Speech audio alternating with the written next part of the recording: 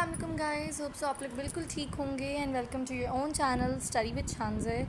सो आपको पता है कि हम लोगों ने क्लास 10th का यूनिट नंबर 1 स्टार्ट किया हुआ था, which is chemical equilibrium, and we have uploaded all the lectures of unit number 1। Okay, सारे लेक्चर्स हो गए हैं। इसकी एक्सरसाइज रहती है और सेल्फ असेसमेंट्स रह गई थी। तो सेल्फ असेसमेंट इस यूनिट में सिर्फ 3 है, जो कि आज हम थर्ड करेंगे, which is the last one. इसके बाद जो नेक्स्ट वीडियो आएगी इंशाल्लाह वो होगी क्वेश्चन आंसर्स की। इसकी फुल जो एक्सरसाइज है इस यूनिट की वो सॉल्व करेंगे, think tank also and everything. However मैंने अपलोड कर दी हैं जो 2 सेल्फ असेसमेंट इससे पीछे रह गई हैं, वो भी मैंने अपलोड कर दी हैं। अब ये लास्ट अपलोड करनी है, उसके बाद इंशाल्लाह इस चैप्टर की एक्सरसाइज करेंगे and then we will move on our second chapter. Okay इंशाल्लाह। सो आज का जो है वो हमारे पास है भाई, हमने यूनिट्स जो हैं इक्विलिब्रियम कांस्टेंट के वो क्या करने हैं भाई, वो निकालने हैं, वो फाइंड करने हैं। तो क्वेश्चन क्या है कि भाई determine the units of equilibrium constants for following reactions. Firstly इसको ब्रेक डाउन करें। कोई भी चीज़ है, पूरा चैप्टर आप लर्न कर चुके हैं, चैप्टर के अकॉर्डिंग ही आंसर्स देते हैं सेल्फ असेसमेंट में। चैप्टर अच्छे से आ गया है, सेल्फ असेसमेंट भी आ जाएगी। सो डिटरमाइन का मतलब है फाइंड करना। क्या फाइंड करना? यूनिट्स को। यूनिट्स हमें पता है इक्विलिब्रियम कांस्टेंट के कभी कभी यूनिट होते हैं, कभी कभी नहीं, और वो भी हमने कंडीशन देखी थी कि जब when the number of moles of reactant is equal to number of moles of product in a balanced chemical equation, so equilibrium constant expression has no unit. However, when the number of reactant and number of products are not equal in a balanced chemical equation, so there is a unit of chemical reaction. Now determine करने हमने units K C of equilibrium constant. Equilibrium constant K C का unit होता भी है, के C का नहीं भी होता, फॉर द फॉलोइंग रिएक्शन जो नीचे दिया हुआ है। मैंने आपको लास्ट वीडियो में पहले देख लेते हैं, नेक्स्ट नहीं आगे, नहीं 4 ही हैं सिर्फ इसके, लाइक 4 क्वेश्चन हैं। तो नेक्स्ट लास्ट वीडियो मैंने आपको बताया था कि भाई जब भी सेल्फ असेसमेंट आए आप उससे ऊपर देखा करें, आपको उसको जो सेल्फ असेसमेंट जो क्वेश्चन जो पूछे हुए हैं वो आपको उससे पीछे सॉल्व करके बताए होंगे एग्जाम्पल्स देके। और यहाँ पे भी अगर हम देखें तो बताए हुए हैं कि एग्ज़ाम्पल 9.3 यही सेल्फ असेसमेंट है जिसके हमें एग्जाम्पल दे रहे हैं। ऊपर जो देखना 9.2.1 है, 9.2.2 है, तो 9.3 तो ये इसके हमें एग्जाम्पल्स दे रहे हैं कि भाई determining units of equilibrium constant. Determine find करना यूनिट्स इक्विलिब्रियम कांस्टेंट के सी के। ये भी वही क्वेश्चन है जो सेल्फ असेसमेंट में लिखा हुआ, like same. So determine the units of equilibrium constant for the following reaction. This is the same question जो कि यहाँ पे लिखा है, determine the units of equilibrium constant for the following reaction. Okay, ये पेज हो रहा है ना, इस वजह से मैंने इसके ऊपर ये रखा हुआ है। ओके, एंड देन इसमें हम पहले देखते हैं, फिर हम वो समझ लेंगे। पहली बात है फर्स्ट H2, वरना मैं डायरेक्ट भी कर सकती हूँ बट आपको समझाने के लिए ताकि आपको अच्छे से समझ आए। First is H2 + I2 will give you hydrogen iodide. molecular hydrogen, molecular iodine will give you the hydrogen iodide। सबसे पहले इसकी प्रॉब्लम सॉल्विंग स्ट्रेटजी क्या है? हम क्या सोचेंगे कि भाई हमारे पास हाइड्रोजन, आयोडीन और 2H। हमें पता है जब भी हमने किसी भी चीज़ का इक्विलिब्रियम कांस्टेंट एक्सप्रेशन लिखना हो, केसी का एक्सप्रेशन लिखना है, मतलब कि या हमने यूनिट निकालना है, हमारे पास सबसे पहले हमने चेक करना है कि भाई हमारे पास जो हमारे पास केमिकल रिएक्शन है क्या वो बैलेंस्ड है या नहीं। तो हमें क्या बोल रहे हैं, केमिकल रिएक्शन बैलेंस हो, फिर हमने के सी की वैल्यू लिखनी है, के सी लिखना है, ऊपर प्रोडक्ट नीचे रिएक्टेंट आते हैं वो लिखना है, एंड उसके अंदर हमारे पास मोल पर डेसिमीटर क्यूब जो उसका यूनिट है वो लिखेंगे, एंड देन उनको क्रॉस करेंगे, जो बच जाएगा वो हमारे पास आंसर होगा, के सी का यूनिट होगा, मोल पर डेसिमीटर क्यूब में ही होगा। अब हम प्रॉब्लम सॉल्विंग स्ट्रेटजी इसमें देखते हैं। जो हमने स्टडी की थी वो तो मैंने आपको बता दी कि सबसे पहले बैलेंस करना होता है, फिर हमें बोल रहे हैं right the equilibrium constant expression.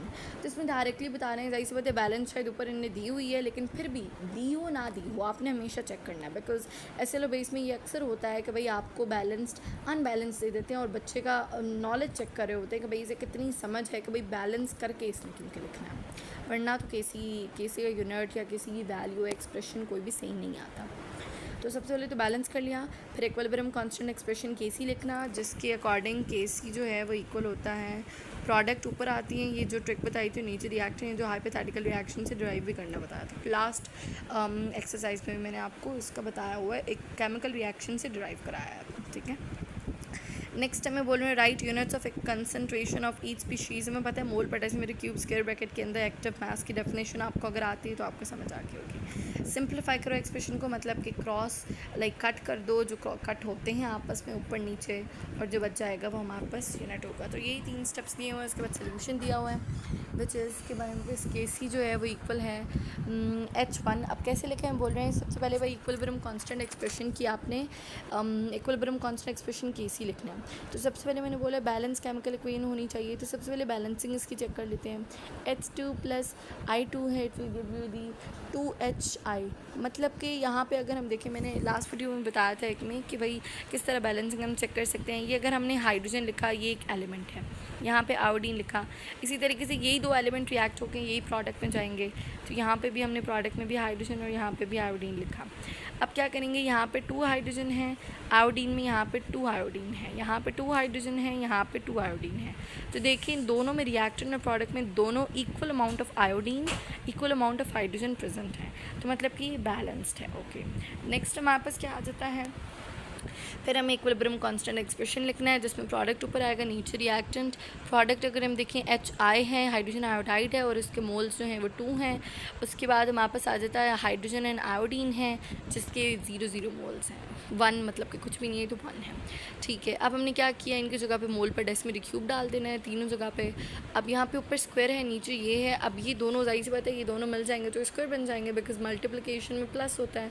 तो ये हो गया, और डिवीजन में माइनस ही, तो आप लोगों को पता होगा ना मैथ्स के अकॉर्डिंग।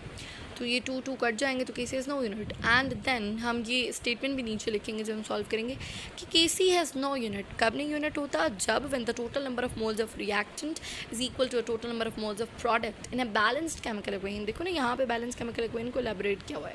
सो ये मैंने वीडियो के स्टार्ट में ही बताया था कि भाई कब यूनिट होता है कब नहीं होता।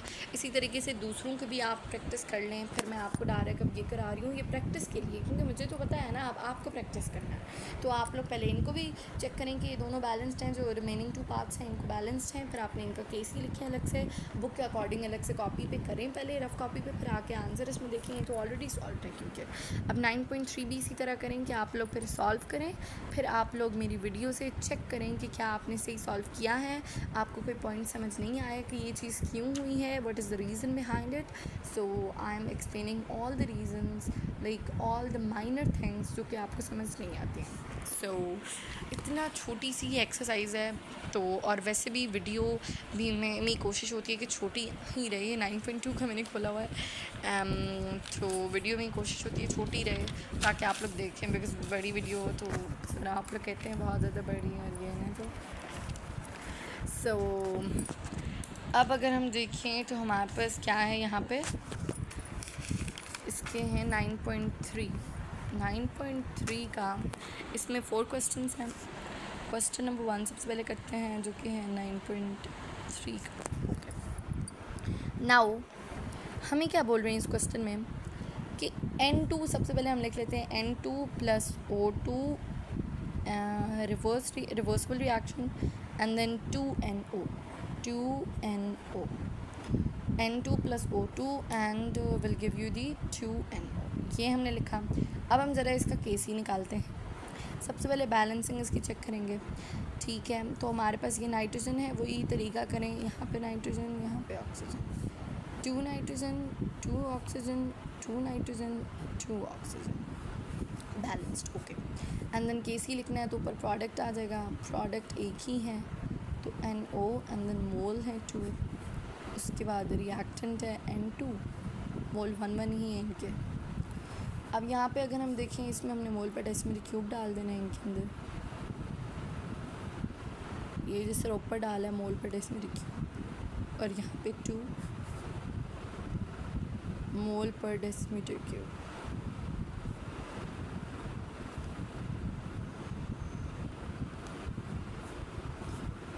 ये 2 है, और ये देखें अगर हम ये भी 2 बन गए, अगर इनको ऐड करेंगे मल्टीप्लिकेशन एडिशन में लाइक चेंजेस आती है इस वजह से।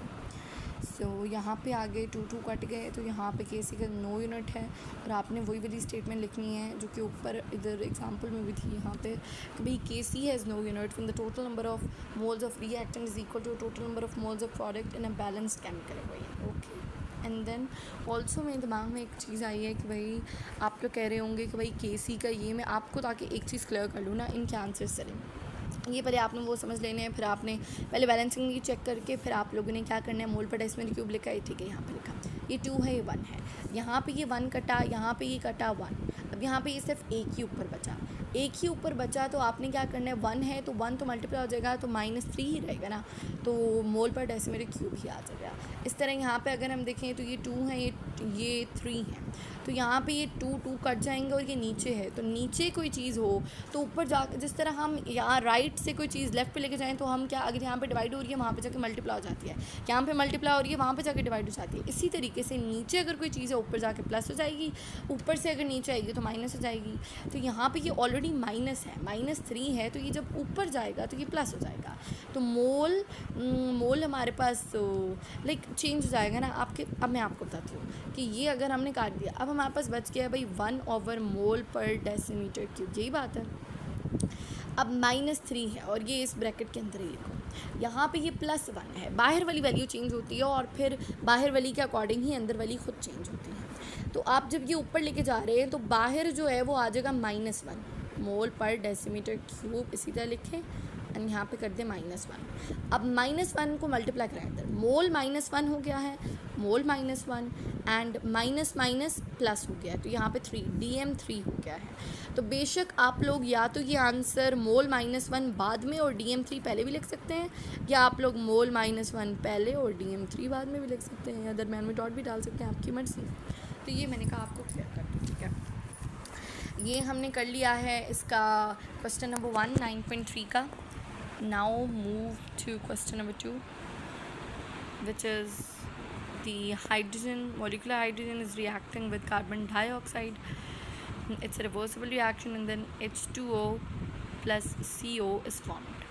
ये केयरफुली रिएक्शंस लिखा करेंगे बिकॉज ये भी मैथ्स की तरह जो हैं वो एक चीज़ से अगर 1 कोई चीज़ नहीं लिखी है तो मार्क्स कट जाते हैं। जिस तरह यहाँ पे 2 की जगह मैं 3 लिख देती तो ये यहाँ पे मोल डाल देती कोई इसकी, तो बिल्कुल रिएक्शन चेंज आता है और मार्क्स सारे चल जाते हैं।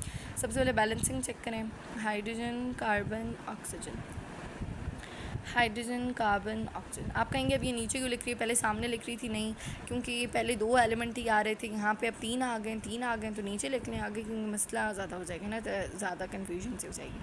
तो हाइड्रोजन है 2, कार्बन है 1, ऑक्सीजन है 2। अगर बैलेंस ना हो तो हम फिर बैलेंस करते हैं इंशाल्लाह। वैसे भी मैं कोई वीडियो बनाऊंगी जिसमें बैलेंसिंग सिखाऊंगी। तो यहाँ पे 2 हाइड्रोजन आ जाते हैं, यहाँ पे 1 carbon and 2 oxygen. So 2 hydrogen on both side, 1 on both and 2 on both. Okay, so it's balanced. Now KCs का लिखना है, ऊपर प्रोडक्ट है, नीचे reactant H2O, no mole, like it has 1 mole only, and carbon monoxide and then divided by the hydrogen, molecular hydrogen and then carbon dioxide. So change कर दो, इसकी जगह मोल पर डेसिमीटर क्यूब इनकी लिखो, मोल पर डेसिमीटर क्यूब क्यों बोलते हैं, आप लोगों के दिमाग में शायद ये भी आ रहा हो कि मैंने लिखा है भाई मोल पर डेसिमीटर क्यूब बोल रही हूँ और लिखा मैंने मोल डेसिमीटर क्यूब है, और वो भी -3। मोल पर का मतलब होता है डिवाइड, फिज़िक्स में भी पढ़ेंगे आगे, जब यूनिट्स आप लोग पढ़ेंगे तब आपको पता चलेगा, 9th में बल्कि आपको पता चल गया होगा। मोल पर मतलब कि डिवाइड DM3। अब यहाँ पे मैंने -3 फिर आप कहेंगे लिखा है पर, अब यहाँ पे मैंने क्या किया है, यहाँ से मैं नीचे से ऊपर ले आई हूँ, तो नीचे से अगर नीचे प्लस था तो ऊपर जाके माइनस हो रहा है, जिस तरह ऊपर मैंने आपको इधर बताया नीचे प्लस था ऊपर जाके माइनस होगा, तो इस वजह से मोल पर DM3 बन गया है। ठीक है, अब ये आ गया इसी तरीके से मोल पर डेसिमीटर क्यूब एंड देन मोल पर डेसिमीटर क्यूब, मोल पर डेसिमीटर क्यूब, ये कट गया, ये कट गया, okay, and then no unit,